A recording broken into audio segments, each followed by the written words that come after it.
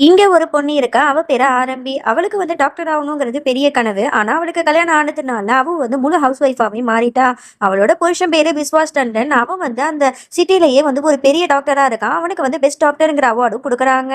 அப்பதான் அவளுக்கு ஒரு கால் வருது. இந்த மாதிரி பேரண்ட்ஸ் மீட்டிங் இருக்கு. நீங்க வாங்க ஸ்கூலுக்கு அப்படிங்கிற மாரி சொல்றாங்க. உடனே தன்னோட பையன பாக்கறதுக்காக அவளும் வேக வேகமா போவா. அப்ப அவள பாத்துட்டு 2, 3 லேடீஸ் ரொம்ப ஒரு மாதிரி பேசுறாங்க. ஏன்னா, அவளோட ஹேண்ட்பேக்ல ஒரு கீரைலாம் அவ அப்படி தெரியாம வச்சுட்டு வந்திருப்பா. உடனே இத பார்த்துட்டு இவ நார்மலான ஒரு ஹவுஸ் ஒய்ஃப் போல, இவலாம் பெரிய ஆளா அப்படின்னு சொல்லிட்டு ரொம்ப மட்டம் தட்டி பேசுறாங்க.